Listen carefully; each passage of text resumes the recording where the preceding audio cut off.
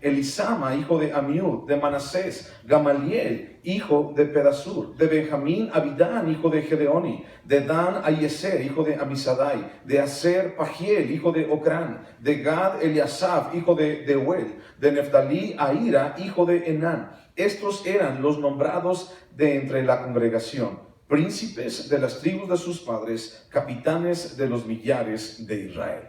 Vamos a orar. Padre Santísimo, te damos muchísimas gracias. Señor, tú eres bueno. Nunca, Señor, nos has dejado y nunca nos dejarás, Dios. No porque nosotros seamos buenos, sino porque tú eres fiel a tu palabra. Y, Señor, te damos gracias por eso. El día de hoy, Señor, tan solo estamos reunidos aquí para escuchar de tu palabra y escuchar, Señor, a través, Dios, del palpitar de tu corazón por nosotros, Señor, la dirección, Señor, y también, Padre Santo, la misericordia que nos has tenido. Gracias, Señor, porque hoy podemos confiar una vez más en ti. Señor, habla en nuestro corazón, habla en nuestras vidas, Padre. Te lo pedimos en el nombre de Cristo Jesús. Amén. Bueno, Números. Como ya sabes, estamos estudiando el libro de Números. La semana pasada vimos versículo 1 al versículo 3. Y ahora vemos cómo Dios escoge hombres. Ese es el pasaje que estamos leyendo el día de hoy. Hombres específicos para ayudar a Moisés y Aarón en la tarea o en la encomienda de levantar un censo. Entonces, ya dijimos también que el censo tiene que ver con una organización de Dios para el pueblo. Entonces, Dios manda a Moisés que tome un censo, que cuente a las personas, pero no cualquier persona, sino a todos los hombres mayores de ¿cuántos años? De 20 años, todos los hombres mayores de 20 años, un censo entre toda la congregación de Israel, donde ya sabes, la palabra congregación significa que pone un énfasis en que Israel es primero una comunidad espiritual antes que una comunidad militar. Sí, el censo tiene un propósito específico. El censo tiene un propósito militar de una organización marcial en donde el pueblo de Israel se iba a enfrentar ante un desierto, pero también ante enemigos crueles. Pero Dios iba a organizar al pueblo de Israel para que no sufrieran ninguna derrota. Es decir, bajo la mano de Dios, el pueblo de Israel no sufriría derrota. Y es algo que tal vez pudiéramos traducir ahora a nosotros como iglesia. En la mano de Dios, o bajo la mano de Dios, tú y yo estamos seguros. Pero ¿qué es lo que pasa cuando el pueblo de Dios, el pueblo de Israel o la iglesia nos apartamos de la mano y del camino y de los preceptos de Dios? Entonces pasa lo que vemos en todo el libro de Números. Un batallar constante con la gente.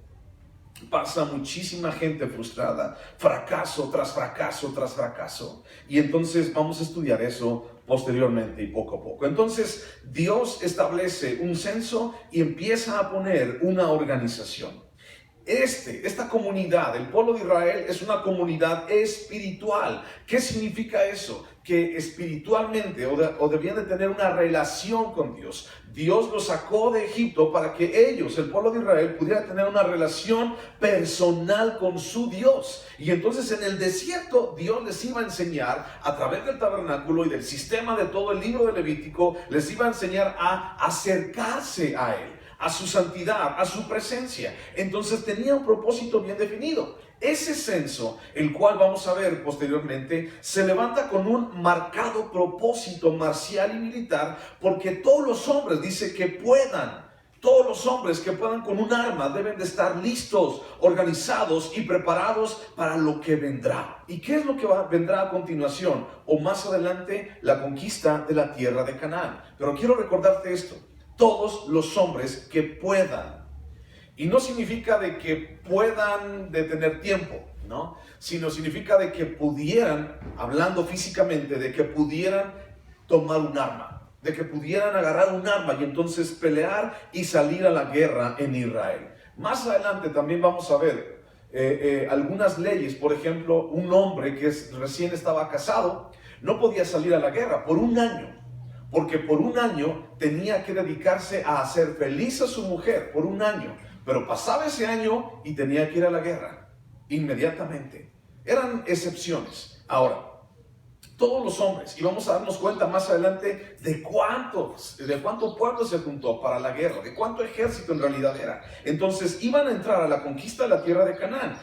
Pero ahora, la gente, piensa en esto, la gente de la tierra prometida, ya cuando estén allá en Canaán, la gente de la tierra prometida es muy diferente, o sería muy diferente a ser los esclavos de Egipto. Era la misma persona, pero era diferente al mismo tiempo. No era lo mismo un esclavo en Egipto que una persona libre y una persona que iba a entrar a la tierra prometida. Es algo diferente, la misma persona, el mismo nombre, el mismo apellido, descendientes de la misma tribu, pero con un objetivo y un propósito diferente. Ahora, yo te decía la vez pasada, ¿cómo Dios transformaría la mentalidad y las actitudes de un esclavo? Porque esto era el pueblo de Israel, eran esclavos, 400 años siendo esclavos en Egipto. ¿Cómo es que Dios transformaría la mente de una persona así? ¿Sabes? Cuando hablamos de esclavitud, no solamente hablamos de grilletes y de cadenas, sino también hablamos de una esclavitud aquí adentro y acá adentro. Una esclavitud que no se ve, pero ¿sabes? Ahí está. Y a veces causa más estragos que una cadena colgando de nuestros pies. Una esclavitud hacia el pecado, una esclavitud hacia ciertas actitudes, una esclavitud hacia ciertas cosas que pasan en nuestras vidas y no nos dejan buscar el propósito de Dios. Pero ¿cómo Dios cambiaría la mentalidad de un esclavo, literalmente, que hacía ladrillos en Egipto, ahora a ser una persona que tomaría la tierra de Canaán? ¿De qué manera transformaría Dios a esa persona? Una persona lista para tomar posesión de la promesa de Dios. Bueno, 3 cosas. No las vamos a definir al 100%, pero quiero que las tengas en tu mente. 3 cosas se iban a necesitar para cambiar la mentalidad de un esclavo a una persona entrando a la tierra prometida. La primera, organización. La primera cosa que el pueblo necesitaba era organizarse. Segunda, estandarización. Te va a sonar así como a empresa, ¿no? Y así como a curso de capacitación, pero tiene un porqué.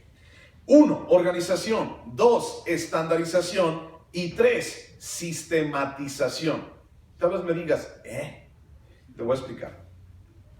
Vamos a Levítico capítulo 16, versículo 29. Levítico 16, 29. Organización, apúntalos allí en tu Biblia o donde quieras. Organización, estandarización y sistematización. Levítico capítulo 16, versículo 29. Levítico 16, 29. Estamos hablando, el capítulo está hablando acerca del día de la expiación.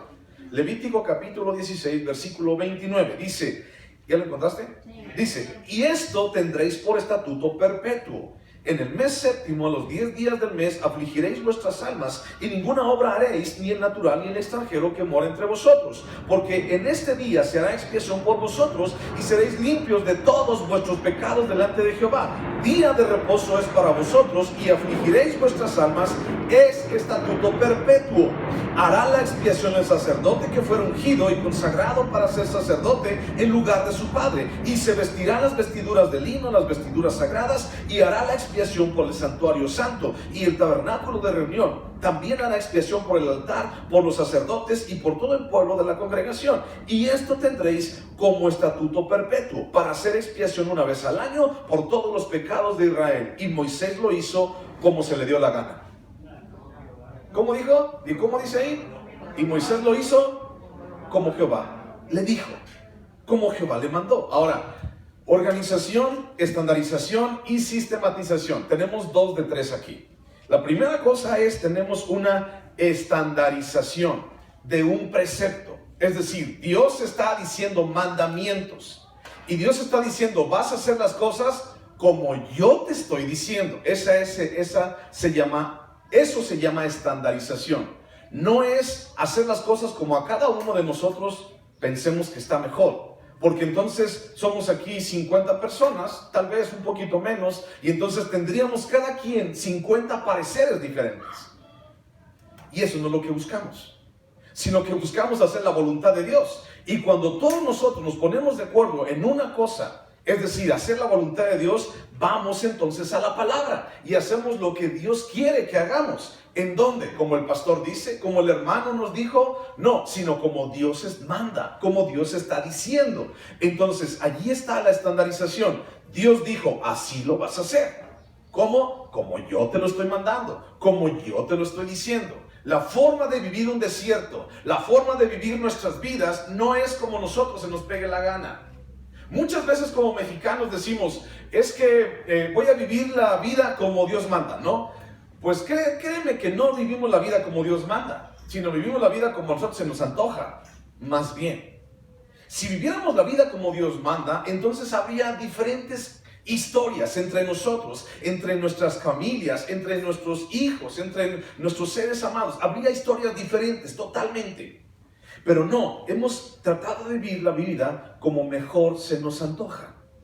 Entonces, la estandarización tiene que ver con hacer la voluntad de Dios como Él dice. Así es, de esta manera es. Y no te puedes salir de allí. Es estandarización. La segunda, sistematización. Y harás este sacrificio cuando tú quieras. ¿Cómo dice ahí la palabra? Año con año lo harás. Sistemáticamente harás la expiación, año con año. Hablamos acerca de las fiestas de Dios, ¿te acuerdas? La fiesta de las trompetas, la fiesta de las enramadas, el día de la expiación, Yom Kippur, todo eso. Entonces, Dios había establecido ciertos días, ciertas fechas. Esa es una sistematización. Lo vas a hacer así y lo vas a hacer consecutivamente, sistemáticamente, uno año, otro año, al año 50, al año del jubileo, y así, lo vas a hacer de esta manera, sistemático. ¿Por qué? Porque Dios quería que el pueblo cambiara su mentalidad. ¿Dónde está la estandarización? En la palabra. ¿Dónde está la sistematización? En la palabra, pero falta una, organización. Todo el libro de Levítico nos habla acerca de estandarización, cómo hacer las cosas. Éxodo, cómo hacer las cosas. ¿En qué nos vamos a basar para hacer algo? En Éxodo y Levítico. Y entonces, ¿cada cuándo lo vamos a hacer? Sistematización. Cada año, cada que peques, y entonces Dios lo establece. Así establecería una relación como una comunidad espiritual. Pero nos falta la organización. El modelo levítico provee de las herramientas para los propósitos de Dios en Israel, pero en nosotros no es diferente. Dios quería que el pueblo cambiara su mentalidad de esclavo a una mentalidad, no te quiero decir de éxito ni de triunfador, porque la verdad eso es una palabra que no quiero usar para la iglesia de Jesús, porque son tecnicismos humanistas o palabras humanistas que de repente nos marean y nos confunden. Pero sí quitar nuestra vida y nuestra mente de la esclavitud del pecado y llevarnos a un lugar diferente, a un lugar en el cual Dios quiere.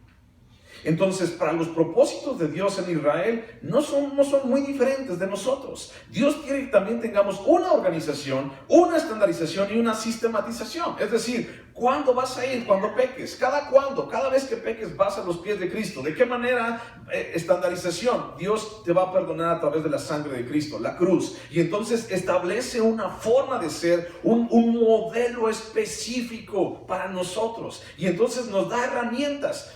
Habiendo escapado de la esclavitud en Egipto, por ejemplo, Israel escapó de sus capataces, pero no escaparía de la autoridad. Porque tal vez también pensamos eso, los cristianos. Ya Dios me hizo libre, pero me hizo libre para estar bajo la autoridad de Él, no para ser libre y hacer lo que yo quiera. Y entonces tal vez el pueblo pensó eso, no tal vez, lo pensó. Israel había sido libre de su capataz, pero no de autoridad. Ellos debían de someterse a la ley y a Dios, y esto era molesto para ellos. Les empezó a causar molestia, esto se convirtió en un descontento y luego se convirtió en una rebeldía del pueblo de Dios hacia Dios. Ya no queremos estar aquí, nos hubiéramos muerto en Egipto, añoramos, extrañamos las cebollas, los ajos, los pepinos y los puerros. Y yo siempre he dicho, ¿neta extrañas una cebolla? O sea, ¿de verdad? No, era una revelación así, cara a cara en contra de Dios, porque no estaban descontentos, porque ellos querían hacer, ya somos libres, ya puedo hacer lo que yo quiera. Y no es así. A través del desierto somos tentados ahora como iglesia a lanzar diferentes planes de escape. Un día viene el desierto a tu vida, ¡faz! Y entonces empezamos a pensar así como diferentes rutas de escape. No, mira, si le hago de esa manera, no, mira, si le digo a mi compadre que me ayude, no, mira, si le digo a mi tío, no, mira, es que si me voy para allá, si nos cambiamos de ciudad, es que entonces, mira, podemos empezar otra vez de esta manera, no, pero es que, y entonces empezamos a idear diferentes planes de escape, pero solo hay una manera de escapar y de perseverar por encima del desierto, y es a la manera de Dios. Le dijo Dios a Moisés que haz estas cosas, y Moisés lo hizo como Jehová le mandó. Moisés no le puso más, no le puso menos, lo hizo como Dios le mandó. Entonces, esta manera, la manera de Dios, es la que menciona el libro de Números, y se enfoca en que todo es a la manera de Dios. Dios habló a Israel, Dios habló a Moisés, y nos la muestra a través de la palabra. Y la palabra en el libro de Levítico, y en el libro de Éxodo, y en el libro de Números, nos enseña, nos redarguye, nos corrige y nos instruye al pueblo de Israel para hacerlo de esa manera. Pero ahora tú y yo podemos rescatar esa instrucción, esa enseñanza, esa corrección en nuestras vidas. ¿Cómo? De esta manera. Dios quiere cambiar. Y no es hablar de te lavaron el coco. Ya eres hermano, te lavaron el cerebro. Créeme, cuando entendemos la palabra, no solamente queremos que Dios nos lave el coco, sino queremos que nos lave todo, porque ya nos dimos cuenta que somos unos desgraciados pecadores. Perdón que lo diga así, pero eso es lo que somos.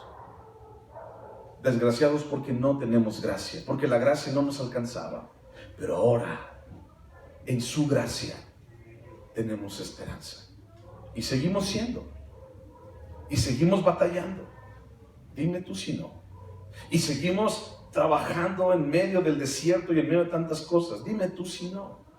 Pero al final de cuentas Dios tiene un propósito. En Romanos 12:2 dice que no nos conformemos a este siglo, sino sed transformados, dice, por medio de la renovación de vuestra mente, para que comprobéis cuál sea la buena voluntad de Dios, agradable y perfecta. Transformar nuestra mente. Dios quiere hacer lo mismo. Organización, estandarización y sistematización. Y una de las primeras cosas que Dios nos llama, que Dios nos confronta en nuestras vidas, es a poner orden en nuestras vidas. Ya lo dijimos la semana pasada.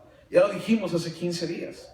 Y el hermano Ángel hace ratito leyó algo precisamente a la par de lo que estamos estudiando. Tito 3:3. En otro tiempo erais rebeldes, contumaces, aborrecibles, rebeldes, esclavos de concupiscencias, dice Tito 3:3. Eso éramos, eso era yo, eso éramos cada uno de nosotros. Éramos. Oye, hermano, pero entonces el que las pichaba, sí, era. Oye, hermano, pero tú fuiste el que me indujo. Sí, fui. Y pido perdón a Dios por eso. Hermano, pero tú te las aventabas así, unas groserías de este vuelo.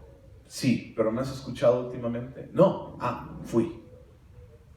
Para muchos tal vez es difícil todavía dejar ese fui, ese era. Pero Dios está allí contigo. Ahora, cuando hablamos de esclavitud, cuando hablamos de cambiar lo que hay adentro de nuestra vida, en nuestro corazón y en nuestra mente, entonces tú y yo nos convertimos intencionalmente, nos convertimos en esclavos de quien nosotros queremos. Y tú vas a decir, no, yo no soy esclavo de nadie. Y si tú has llegado a decir, yo no soy esclavo de nadie, eres igual que los fariseos que Jesús les estaba reclamando. Dios nos ha venido a ser libres, y todo aquel que crea en el Hijo será libre. Conoceréis la verdad y la verdad os hará libres, decía Jesús. Y los fariseos decían, yo libre, somos hijos de Abraham. Y nosotros no somos esclavos de nadie. Bueno, eso me imagino como hablan los fariseos. Entonces decían, no somos hijos, no somos esclavos de nadie. Y Jesús les contesta, eres pecador, entonces eres esclavo del pecado. E hijo del diablo también. Entonces, Romanos capítulo 6 nos habla acerca de eso, de nuestra esclavitud. Y nosotros decidimos de quién ser esclavos, a quién servir. Yo quiero servir al Dios que me sacó de la esclavitud y me ha dado una vida eterna y me ha hecho bien en mi vida. O quiero servir a aquel que tiene en su corazón destruir mi vida. ¿A quién quieres servir? Es mi decisión. Intencionalmente es lo que nosotros queremos hacer. Ahora, ¿a dónde te está llevando Dios? Pregunta. En este momento, piénsale. En este momento, ¿a dónde te está llevando Dios?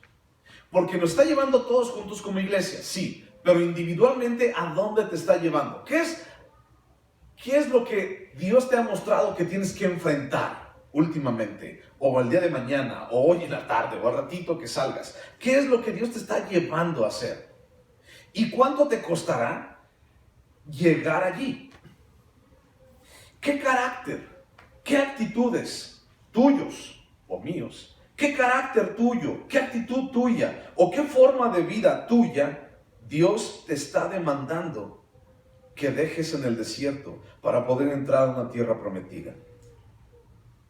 ¿Qué es lo que Dios dije? ¿Qué es lo que Dios te dice? Déjalo postrado en el desierto. Ya, déjalo ahí, déjalo que muera. Y empieza a entrar a lo que Dios te va a dar. ¿A dónde Dios te está llevando? Ahora, Romanos 8:28 dice que todas las cosas nos ayudan a bien a aquellos que hemos sido llamados conforme al propósito de Dios. Ahora, hay un propósito. Búscalo. Romanos capítulo 8, versículo 28. Romanos capítulo 8, versículo 28. Romanos 8:28 dice, y sabemos que a los que aman a Dios, todas las cosas les ayudan a bien. Esto es, a los que conforme a su propósito son llamados. Aquí viene una fórmula, ¿ok? Dice, a los que aman a Dios. Eso es bien importante. ¿Qué puedes hacer o qué harías por amor a Dios? Si Dios te diría, deja ese carácter, deja esa actitud, deja esa forma de ser, déjala postrada en el desierto, por causa del amor que me tienes, ¿lo harías?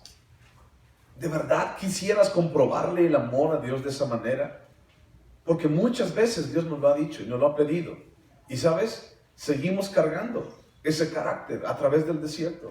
Seguimos cargando esa actitud a través del desierto. Y esa actitud y ese carácter y esa forma de vida no nos deja ver el fruto que Dios tiene para nosotros. Romanos 8:28 dice, a los que aman a Dios, todas las cosas les ayudan a bien, a los que son llamados conforme a su propósito. Es decir, no solamente hay el asunto de que Dios nos libró, sino también el asunto de que fuimos llamados para algo, para un propósito.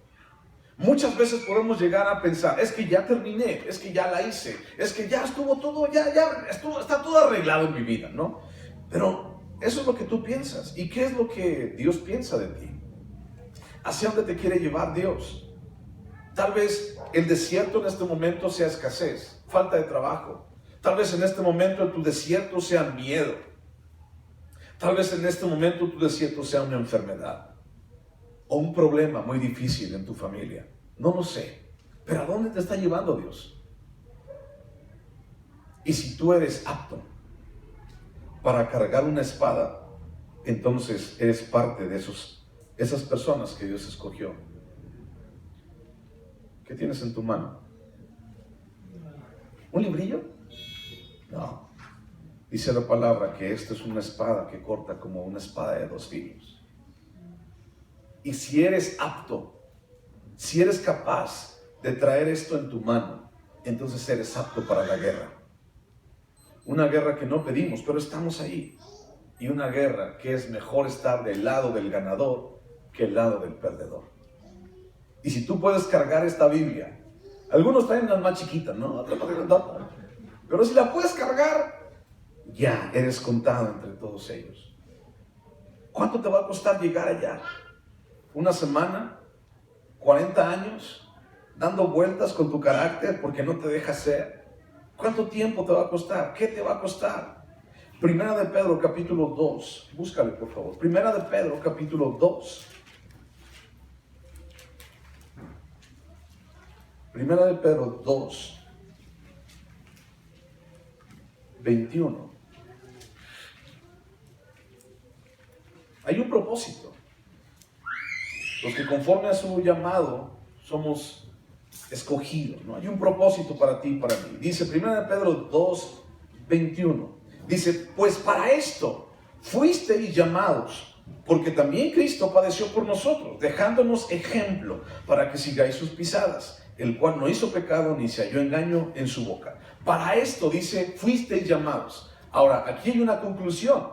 Método inductivo, observación. Ya hay una conclusión. Para esto fuisteis llamados. Entonces hay que ir a estudiar el contexto. ¿Para qué fui llamado? Porque esta frase me habla de lo que hay antes. Entonces checamos el contexto. Versículo 11. Amados, yo ruego como extranjeros y peregrinos que os abstengáis de los deseos carnales que batallan contra el alma, manteniendo vuestra manera de vivir entre los gentiles, para que en lo que murmuran de vosotros como de malhechores, glorifiquen a Dios en el día de la visitación al considerar vuestras buenas obras.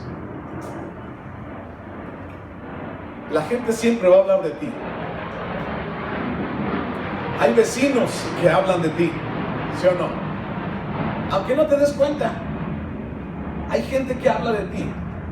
Hay gente en la iglesia que puede hablar de ti. No necesariamente chismes. Hay gente que habla de ti.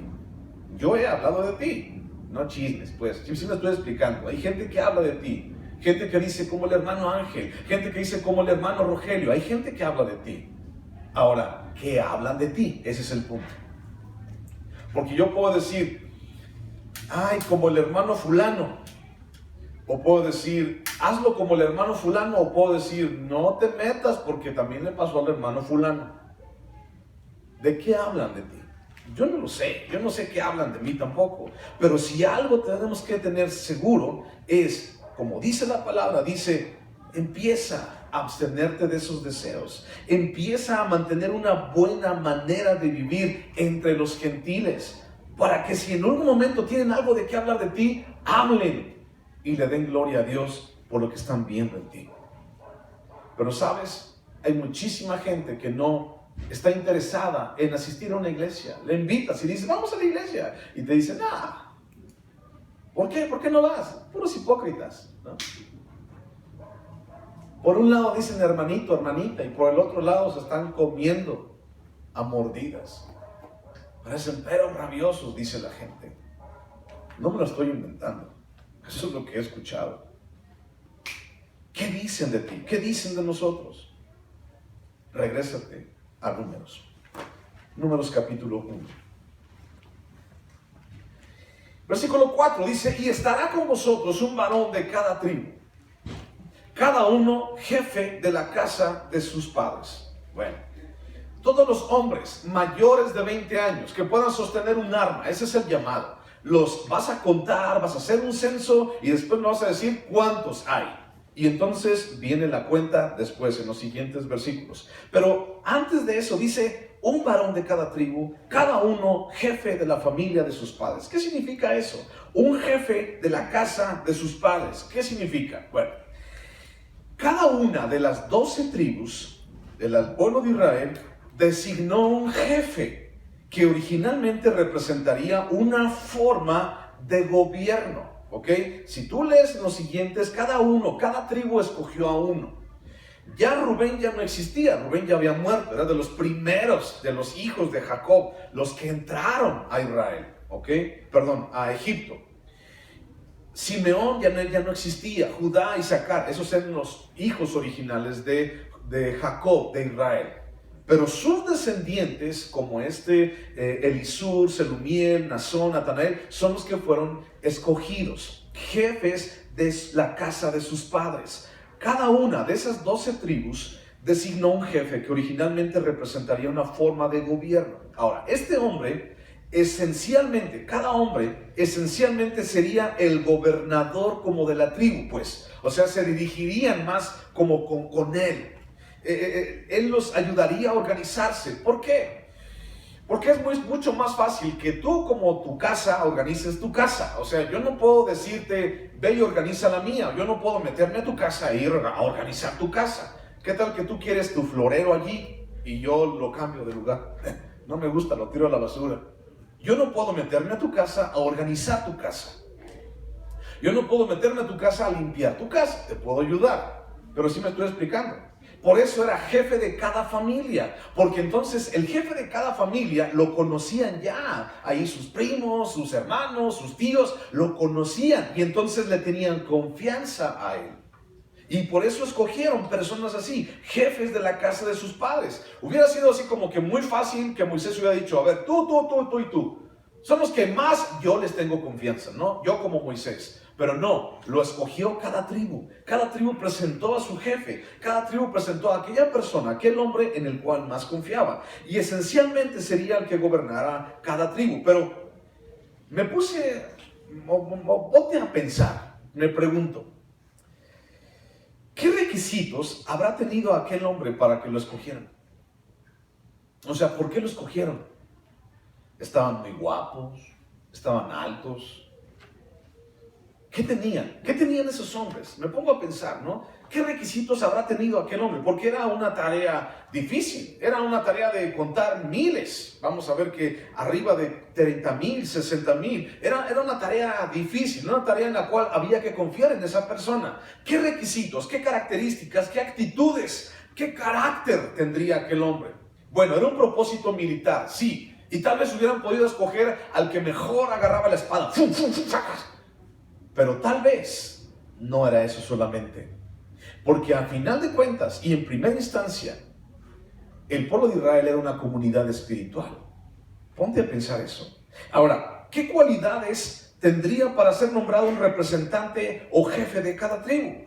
Porque es muy usual que en relación al propósito se elija un representante. ¿Estás de acuerdo? Por ejemplo, en la política, ¿no? ¿A quién elegirían? No sé los requisitos de la política, ¿ok?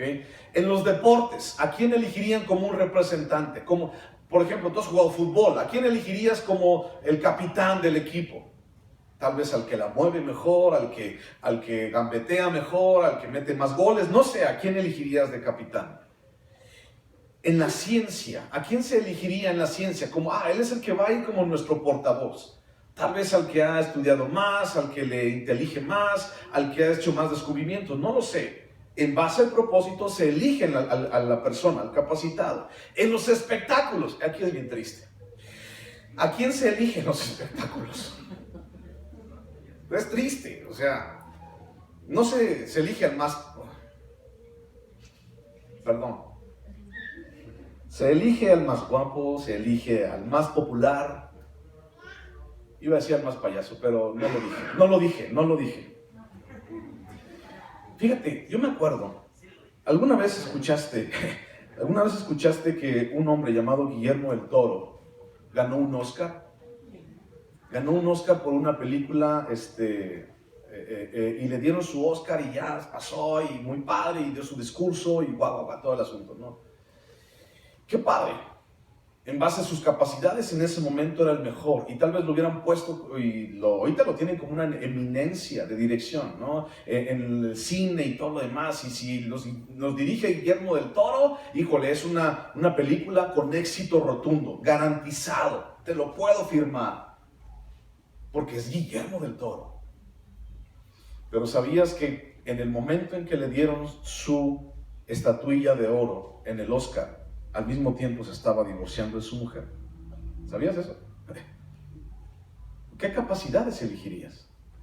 Yo me puse a pensar, bueno, pues sí, muy bueno para esto, pero para el otro, no lo sé. No sé qué cualidades tendría. Espectáculos, deportes, ciencia.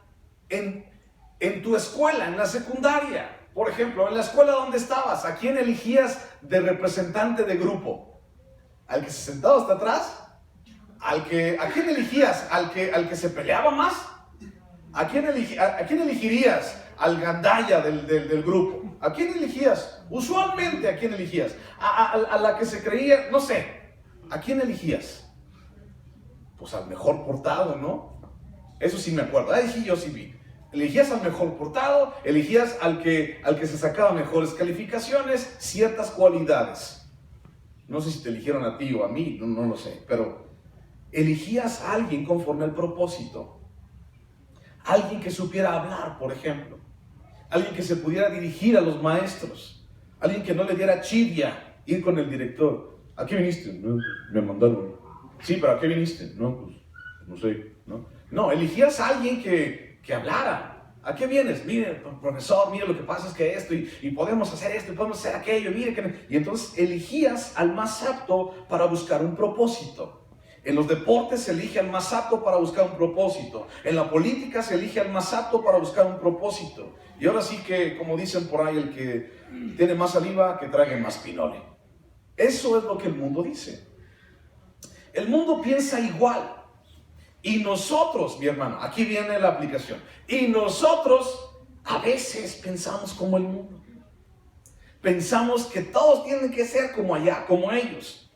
Pero Dios les estaba organizando para pasar un desierto y prepararlos a enfrentar enemigos. Sí, una organización militar. Y en una organización militar, ¿qué cualidades se buscarían? Eso es lo que me puse a pensar. ¿Qué cualidades se necesitarían en una organización militar? Alguien fuerte, alguien que supiera blandir la espada, alguien... ¿A quién elegirían? Recuerda, eran una comunidad espiritual antes de ser un ejército. Eran rescatados de ser esclavos antes de ser un ejército. Primero de Samuel, capítulo 16, versículo 7. Dios estaba mandando al profeta Samuel a escoger el rey de Israel. Primero de Samuel 16, 7. Y entonces aquí viene la respuesta. ¿A quién elegirían de jefe de cada tribu? Y aquí viene la respuesta. Primero de Samuel, capítulo 16, versículo 7. Y dice, y Jehová respondió a Samuel, no mires a su parecer, ni a lo grande de su estatura, porque yo lo desecho. Porque Jehová no mira lo que mira el hombre, pues el hombre mira lo que está delante de sus ojos, pero Jehová mira al ¿qué? Corazón. Qué bueno que Jehová mira el corazón, porque yo estoy bien feo y chaparro, yo no serviría para la guerra. Pero qué bueno que Dios mira el corazón, y no lo del mío, lo del tuyo. Qué bueno que Él mira el corazón. Ahora busca Juan capítulo 15, versículo 16. ¿Dios mira el parecer o mira el corazón? Dios mira el ¿qué? El corazón. Ahora busca Juan capítulo 15, versículo 16. Juan 15, 16. ¿Lo encontraste? Juan 15, 16. Dice Dios, dice Jesús, no me elegisteis vosotros a mí, sino que yo os elegí a vosotros y os he puesto para que vayáis y llevéis fruto y vuestro fruto permanezca, para que todo lo que pidiereis al Padre en mi nombre, Él os lo dé. Dice Jesús, ustedes no me escogieron a mí, yo los escogí a ustedes y los escogí con un propósito, para que vayan y lleven fruto. Ese es el propósito. Ahora, ¿cómo cumplo ese propósito? Organización, estandarización, sistematización. ¿Cómo cumplo ese propósito? Porque durante tantos años he tratado de cumplir ese propósito, pero no lo encuentro. Se me esconde el famoso propósito.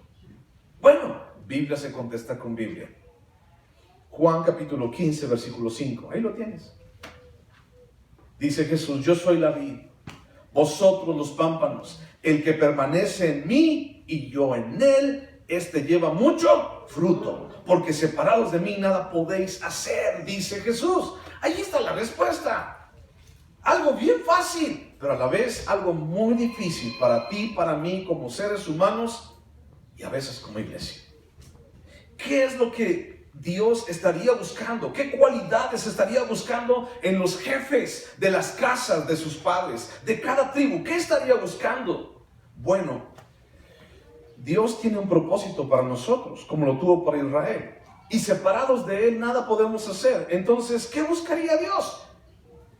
Dios buscaría perfección u obediencia. Dios buscaría capacidad o dependencia. Dios buscaría superioridad o Dios buscaría humildad. Dios buscaría elocuencia. En otras palabras, verbo, harto verbo.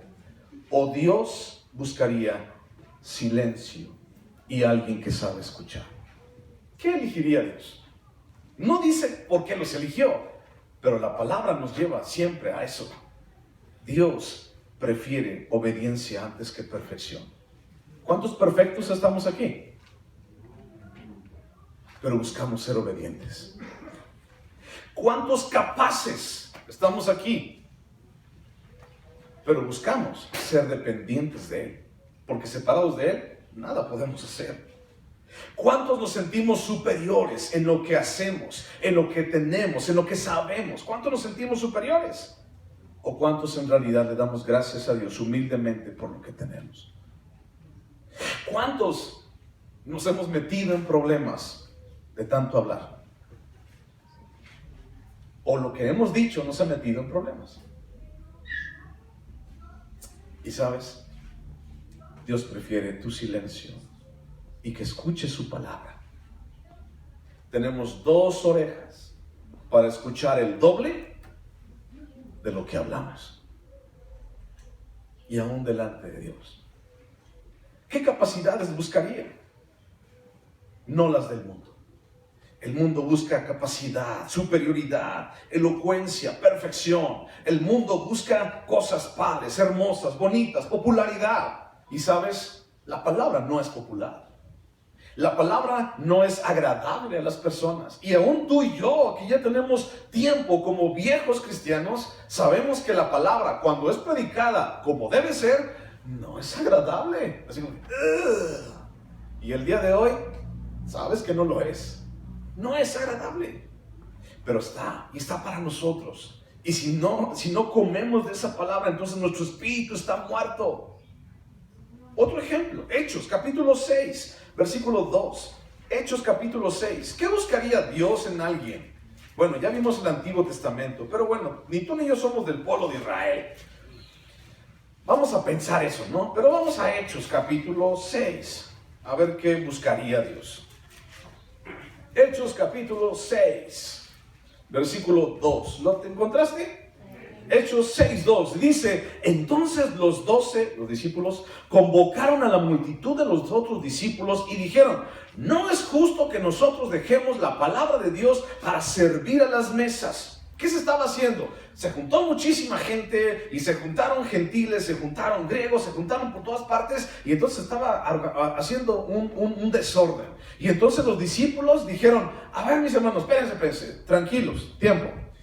No es justo que nosotros nos estemos quitando de la palabra para servir a las mesas. Y entonces dicen: busquen pues, hermanos, entre vosotros 7 hombres, 7 varones de buen testimonio, llenos del Espíritu Santo y de sabiduría, a quienes encarguemos este trabajo. Si se necesita sabiduría, si se necesita llenura del Espíritu Santo y sobre todo buen testimonio para servir una mesa, imagínate para todo lo demás. Y no te lo quiero decir como para agüitarte, así como que no, pues está inalcanzable. No, pues ¿cuándo? La palabra dice que Él no está hacia el otro lado del mundo, al otro lado del mar, sino dice está cerquita de ti, para cambiar, para hacer las cosas. Pero seguimos de repente en una actitud y una mentalidad esclavista, de esclavo, en donde seguimos con el carácter y seguimos con la mala actitud y seguimos con un corazón no arrepentido, trayéndolo a cuestas en el desierto. Traemos el muerto allí en el desierto y por eso te cansas tanto, mi hermano. Trae los sentimientos allí que ya hubieras dejado de hace tanto tiempo, porque somos una nueva criatura. ¿Criaturas? Somos una nueva criatura, tenemos que dejar eso del pasado, ya pasó. Sí, a lo mejor es difícil batallar con otras cosas, es nuestro peregrinaje, pero al final de cuentas, déjalo que se muera en el desierto. Allí déjalo. Pero es que me voy a morir de sed. Muérete de sed. Porque ya no vivo yo, sino vive Cristo en mí. Entonces, yo prefiero que el Alejandro se quede muerto, postrado allí en el desierto. Porque este Alejandro no es nada bueno, mi hermano. Así como tú dices, por las buenas soy bueno y por las malas también. Yo no sé, pero pues es malo. Igual que tú, igual que nosotros. Cuando no tenemos a Dios en nuestro corazón. Cuando no estamos dependiendo de Él. Cuando sentimos supremacía en nosotros. Y eso nos hace arrogantes y nos hace engreídos. pensando que tenemos capacidad alguna, perfección alguna, o que nuestra elocuencia nos ha llegado a librar de tantas cosas. Dios busca un corazón dispuesto y un corazón obediente a su palabra y también a su corazón, a sus propósitos. Versículo 5 de Números, versículo 5. Entonces, Dios no ve la apariencia, sino Dios ve el ¿qué? El corazón. Entonces, apúntale los requisitos que Dios tiene para ti. Versículo 5, Números 1:5, dice: estos son los nombres de los varones que estarán con vosotros, de la tribu de Rubén, Elisur, hijo de Sedeur, de Simeón, Selumiel, hijo de Surisadai, de Judá, Nazón, hijo de Aminadab, de Isaacar, Natanael, hijo de Suar, de Zabulón, Eliab, hijo de Elón, de los hijos de José, de Efraín, Elisama, hijo de Amiud, de Manasés, Gamaliel, hijo de Pedasur, de Benjamín, Abidán, hijo de Gedeoni, de Dana, Yeser, hijo de Amisadai, de Aser, Pagiel, hijo de Ocrán, de Gad, Eliasab, hijo de Uel, de Neftalí, Ahira, hijo de Enán. ¿Alguien, método inductivo, observación, alguien se percata de algo en esta lista? ¿Quién falta? ¿Qué nombre falta de los hijos de Israel? ¿Alguien se dio cuenta? Leví. Falta Leví. ¿Ya se dieron cuenta? Falta Leví. ¿Y entonces dónde está Leví? Bueno, Leví no era parte del pueblo de Israel en estas situaciones porque Leví era consagrado a Dios. Y entonces vamos a ver a partir del versículo 47 el nombramiento de los levitas y lo que ellos debían de hacer. Ellos no eran contados como el ejército. Entonces, si eran 12 y Leví está afuera, entonces tendrían 11. ¿Los contaste? Son 12 exactos. Son 12. Ya no me cuadraron las matemáticas. Si sacamos a Leví, entonces son 11, pero aquí son 12. Es que José, uno de los hijos de Jacob, sus 2 hijos fueron llamados para ser parte de las 12 tribus. Su papá le llamó a José allí en Egipto y dijo: voy a bendecir a tus hijos. Y los bendijo a los 2 y dice: yo los tomaré como mis hijos. Dios tenía ya todo preparado, mi hermano, porque él sabía que sus hijos, Leví iba a ser llamado para el servicio a Dios. Y entonces, para completar la lista, 12 es un número de gobierno. Y entonces Dios haría esto de esta manera. Y ves eso en Génesis capítulo 48, capítulo 49. Si quieres ir como referencia, puedes buscar la historia de Jacob bendiciendo a Efraín y a Manasés cuando eran todavía chiquititos, pequeñitos. Bueno, ¿qué buscaría Dios en una persona? Un corazón dispuesto y obediente. Estos nombres que vemos aquí son nombrados de entre la congregación. Son nombrados de entre el pueblo de Dios. Y cada uno de esos nombrados llevaba una responsabilidad: ser príncipe de su tribu. ¿Qué significa esto de ser príncipe? Porque dice, versículo 16, estos eran los nombrados de entre la congregación. Sabemos que congregación tiene que ver con un grupo de gente espiritual, o congregación espiritual.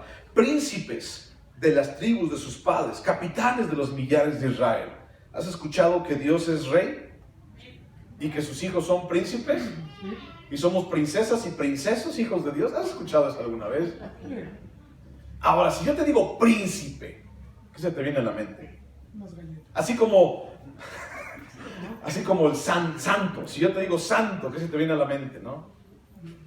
El enmascarado de plata. Eso es lo primero que se viene a la mente a mí. A otros se les vendrá una imagen, una estatua, no sé. Si te digo príncipe, ¿qué se te viene a la mente? Tal vez el príncipe encantador con su pelo así todo frondoso y con su pelo hasta acá, el peinadito de príncipe, con su caballo blanco, un príncipe azul, impecable, sin una tacha, sin ninguna manchita. Ese príncipe que quiero para mi hija, ¿no? Tal vez eso se te viene a la mente. O por acá me dijeron: príncipe, galletas, ya tienes hambre, hermano. Si te empiezo a decir: mira, un menudito con una coca, no sé, ¿no? Ya tienes hambre, ahí vamos. ¿Qué se te viene a la mente? Un príncipe, tal vez se nos venga a la mente como alguien que reina, sí, o alguien que está esperando el reino, sí, tal vez. Pero príncipe, en la palabra en hebreo, es alguien, fíjate, La palabra es alguien que es llamado afuera para ser testigo. ¿Te acuerdas de qué significaba eclesia? Llamado afuera, para ser testigo de algo. Entonces esos príncipes no solamente es alguien, voy, me pongo la corona, que me traigan mi caballo blanco y me siento en mi trono así bien a gusto y tráiganme de comer 500 pasteles nomás para él, ¿no? Así, tráiganme, al cabo que yo soy el príncipe, hijo de Dios, por cierto, creador del cielo y de la tierra, del universo y las constelaciones. No, un príncipe salía y un rey salía a la guerra también. Como un breviario cultural. ¿Sabes por qué David la regó con la mujer de su prójimo? ¿Te acuerdas de ese capítulo? De que adulteró con esa mujer y entonces mandó matar al esposo de la mujer. ¿Sabes por qué? Porque David no salió a la guerra como solían hacer los reyes en aquel entonces. Porque no hizo lo que Dios le dijo que tenía que hacer. O sea, dijo, este año no voy, aquí me quedo. Y entonces vio a una mujer que no era su mujer y se hizo un relajo grande, porque no hizo lo que tenía que hacer. Cada uno de los nombrados llevaba una responsabilidad, ser príncipe de su tribu. Pero ¿qué significa eso de ser príncipe? Príncipe también tiene que ver con el principal, como el que va enfrente. Imagínate un hombre para la guerra y entonces echa a todos por enfrente. No, ustedes váyanle, primero ustedes, yo acá atrás, ¿no? Usualmente los que están en la guerra siguen a su capitán. Y dice aquí en el versículo 16, y capitanes de los millares de Israel. O sea, todos van atrás de él. Todos van siguiendo el paso del capitán, del que va comandando. Entonces, a ser nombrados príncipes, fueron también nombrados representantes de cada tribu, pero también probablemente gobernantes, dirigentes y, por ende, ejemplo para su tribu. Ahora, ¿qué buscaba Dios de la gente? ¿Recuerdas? ¿Qué buscaba Dios de la gente? Buscaba un corazón dependiente, un corazón obediente, un corazón conforme al de Dios. Eso es lo que usualmente Dios busca en una persona. Y entonces esas personas, esos hombres, debieron de haber sido un ejemplo para su tribu. No lo dice, no dice un poco más allá, pero nos imaginamos dentro de la organización, dentro de la estandarización y sistematización dentro de la iglesia. Ahora nosotros, Dios ha establecido personas para llevar a cabo sus propósitos. Si yo te digo, Dios ha establecido príncipes para llevar a cabo sus propósitos, ¿a qué te suena? Tal vez me puedas citar Efesios, que dice, Dios ha establecido maestros, evangelistas, pastores, apóstoles. Pero creo que es algo más importante que eso. Yo veo delante de mí príncipes, cada uno de ustedes. Y no por la corona, y no por el trono que tengas en tu casa y ese sillón que ya tiene tu huequito en la tele. No por el trono de tu casa. Pero yo veo príncipes en cada uno de ustedes. No por lo guapo, o por lo encantador, o por el caballo blanco que tengas. Yo tengo un burrito blanco, mi caballo blanco, no por eso, sino porque Dios te ha llamado, y te ha llamado para hablar, para ser ejemplo, para gobernar tu casa. Cada jefe de casa, cada jefe de los que aquí representamos un hogar, somos llamados para eso. Y después somos llamados en la iglesia. Y entonces surgen los pastores y maestros y evangelistas y apóstoles, sí, pero no sin antes tener orden en mi casa. Dios ha establecido personas, tú, para llevar a cabo sus propósitos, pero ¿cómo hemos atendido ese llamado? ¿Has atendido el llamado? Primero, ¿no? Primera pregunta, ¿has atendido ese llamado? ¿Ya respondiste a ese memorándum que Dios puso ahí en tu casa para ti? ¿Ya respondiste a ese llamado para tu vida? ¿O qué has hecho con él? Así como, lo agarraste y le hiciste bolita y dijiste, después lo hago, ¿no? ¿Qué hiciste? ¿Qué has hecho con él? ¿Qué has hecho con ese llamado? Cada padre de familia debemos ser representantes de nuestra tribu. ¿Dónde está tu tribu? Para empezar, ¿dónde está tu tribu? ¿Está allá? ¿Dónde está tu tribu? Y empezar a llegar a mostrar lo que Dios significa. Tú como príncipe, llamado afuera, como iglesia, llamado afuera, tenemos que empezar a mostrar lo que significa Dios en mi vida. Sí, a lo mejor te convertiste el día de ayer y a lo mejor hay muchísimas deficiencias en tu conocimiento. A lo mejor te hace falta mucho, pero sabes, tienes lo suficiente. Tienes a Cristo, estás completo en Él. Entonces tú, como representante de tu casa, de tu familia, entonces, ¿qué estás haciendo? Por allí en algún consejería de matrimonios dicen que si tú ves el carácter de la esposa, cómo está, entonces te das cuenta de la relación que hay en la casa. Si ves a una esposa satisfecha, una esposa feliz, entonces ahí va el asunto. Pero si ves una esposa insatisfecha, entonces algo está pasando. Y hablo primero a los hombres. Y déjame decirte que quiero ir un poco más allá. Y estoy viendo con mis ojos, así como decía el Ramón. Lo estoy viendo con mis ojos, pero no quiero decir quiénes son. Tú sabes. Lo tengo enfrente, decía don Ramón. Dios te llamó. ¿Qué hiciste con eso? Dios te está hablando otra vez. Hoy, ¿qué vas a hacer con el memorándum del día de hoy? Dios no busca gente guapos. Hablo primero de los hombres. No busca gente guapa, hombres guapos, capaces, esbeltos, como los espectáculos los quieren, perdón. Dios no busca hombres elocuentes, llenos de verbo, de supremacía, de capacidad, arrogantes y engreídos. Dios busca corazones dependientes de Él, hombres. Y veo muchísimos, por si fuera poco, capacitados, con tantos dones y con tanta capacidad, que si pudieras poner a trabajar esos dones tú en el propósito de Dios y no en el propósito, perdón, te lo tengo que decir de frente, no en el propósito que se te pegue la gana, créeme, otra cosa sería. Pero durante tantos años hemos decidido hacer las cosas como nosotros queremos, a nuestro parecer. ¿Dónde está tu tribu? Nuestros hijos tal vez no puedan entender mucho, ¿no? A lo mejor son chiquitos o son medio grandes, no pueden entender mucho lo que significa Dios, pero nosotros ya entendemos. Está frente a ti, entiendes lo que Dios quiere hacer en tu vida, entiendes lo que Dios tiene para ti, entiendes qué significa depender de Dios, entiendes qué significa que Dios te dé de comer un día.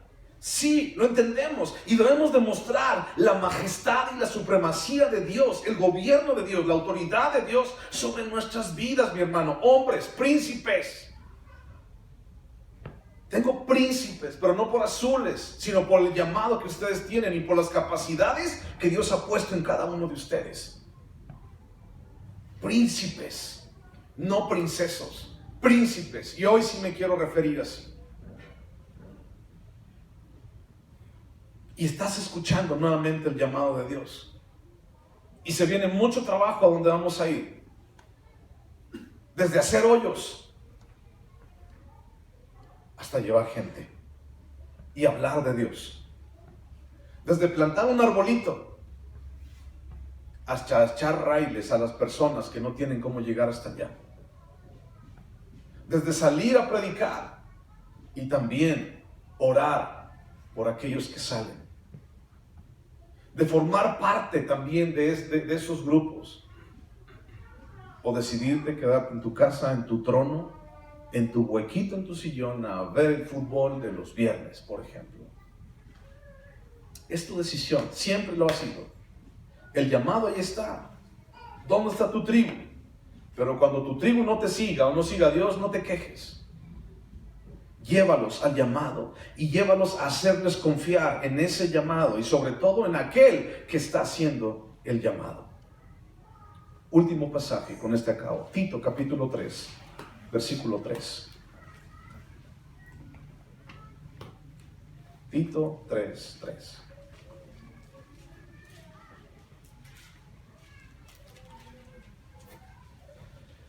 Tito 3, 3. ¿Tienes problemas de carácter, de actitudes? No lo sé. Mira lo que dice. Tito 3:3 dice, porque nosotros también éramos en otro tiempo insensatos, rebeldes, extraviados, esclavos de concupiscencias y deleites diversos, viviendo en malicia y envidia, aborrecibles y aborreciéndonos unos a otros. Pero cuando se manifestó la bondad de Dios nuestro Salvador y su amor para con los hombres, nos salvó. No por obras de justicia que nosotros hubiéramos hecho, sino por su misericordia, por el lavamiento de la regeneración y por la renovación en el Espíritu Santo, el cual derramó en nosotros abundantemente por Jesucristo nuestro Salvador, para que justificados por su gracia, viniésemos a ser herederos conforme a la esperanza de la vida eterna. Palabra fiel es esta. El llamado ahí está. Tú decides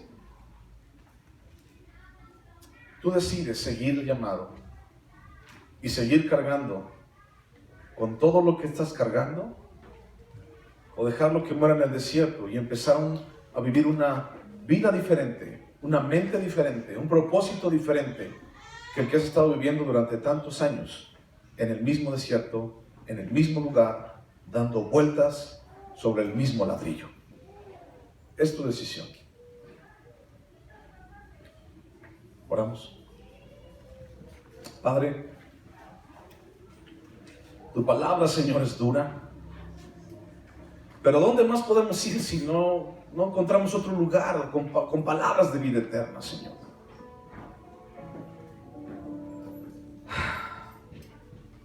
Llévanos, Dios, de tu mano. Lleva a cada uno, Señor, de estos príncipes. Y hoy quiero referirte, Dios, y ponerte en tus manos a cada hombre, varón, a cada varón aquí, en este momento. Ponértelo en tus manos. Ponerte en tus manos su corazón, su vida, su carácter y el propósito que tú tienes para ellos. Organiza, Señor, a tu pueblo.